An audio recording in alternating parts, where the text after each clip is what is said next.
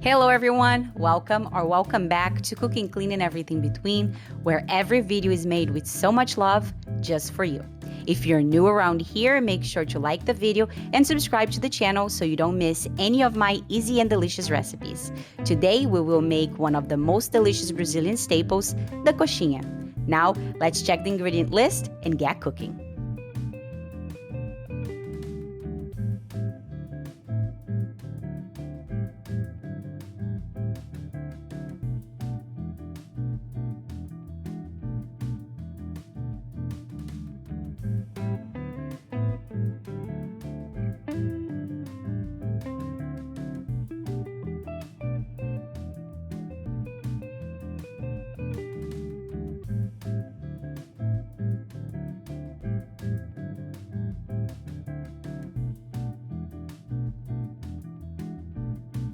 To a skillet over medium heat, melt the butter.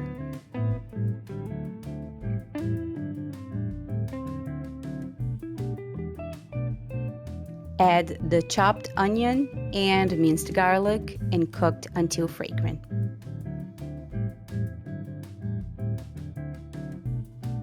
Now add the bell pepper, sautéing until soft.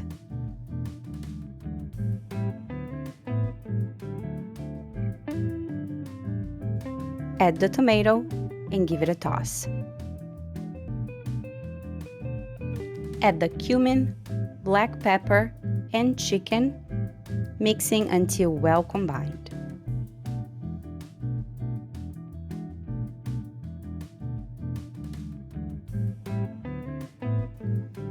Add some tomato paste and the paprika, mixing well.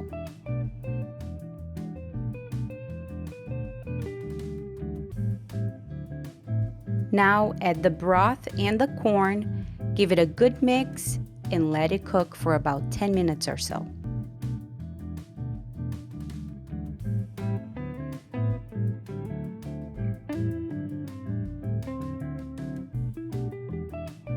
Turn the heat off, add the parsley, give one last good mix, and set it aside. We need this filling to be completely cool.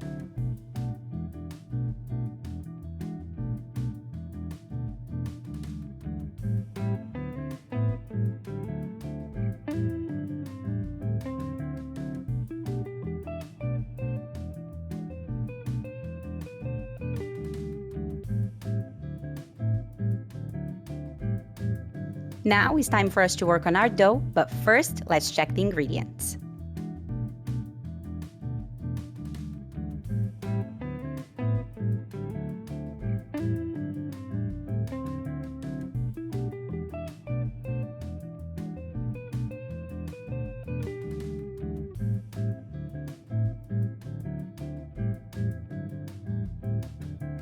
To a pan over high heat, add the water, the broth,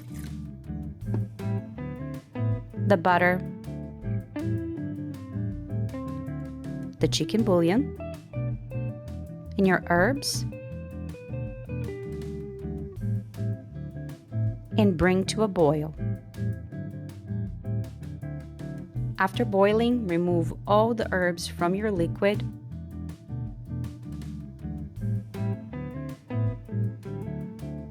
Add the paprika and make sure that it's well dissolved. I am adding a little bit of oregano, but this is optional. And then with the pan over low heat, start adding the flour little by little and incorporating the flour to the liquid. Right about now, you might be thinking that this dough is a disaster and is completely wrong, but you do have to trust me on this one. Just keep adding the flour little by little on low heat. Keep working the dough, mixing it without stopping. Yes, your arms will be a little tired, but at the end, this dough will be completely free from lumps. After cooking the dough for about 10 minutes, it's time for some kneading. Add some oil to your work area so the dough doesn't stick, and release any and all anger you might have. Now it's your time. Just a quick reminder, the dough is very, very hot, so be very careful handling it. The wooden spoon helps a little. If you do have sensitive hands, let the dough cool off for a couple of minutes.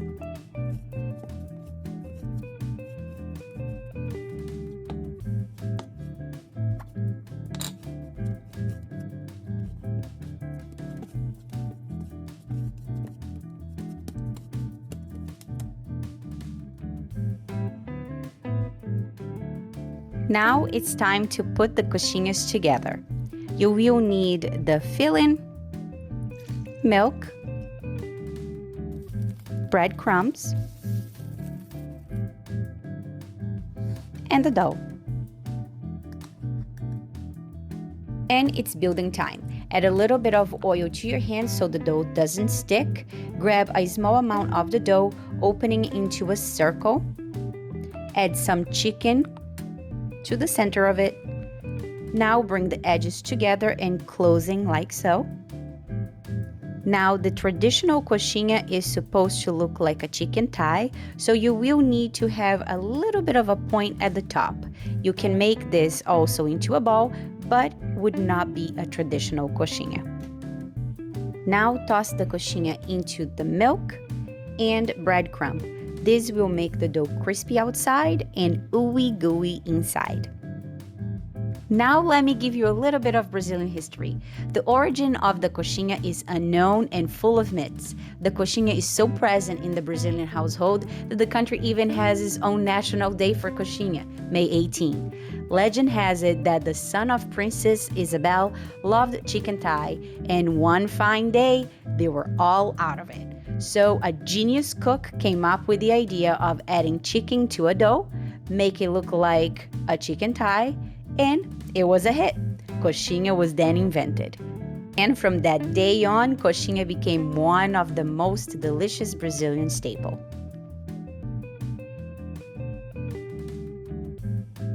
Now for the last and final step, frying. To a pan over medium heat, add some oil, just enough to cover your coxinhas. I do like to fry them in batches, and my batches are batches of 8. The perfect oil temp to fry the coxinhas should be around 170.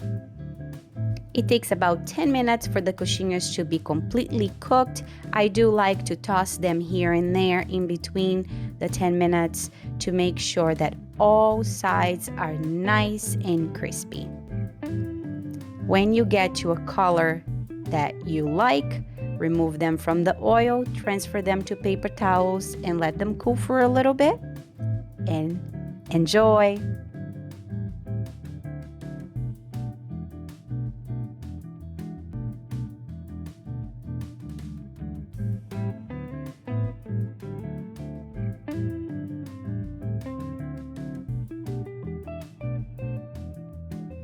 And as always, I'm so grateful to have you in my kitchen. Thank you so very much for watching. Make sure to like this video. That would mean a lot to me. And I hope to see you in the next one.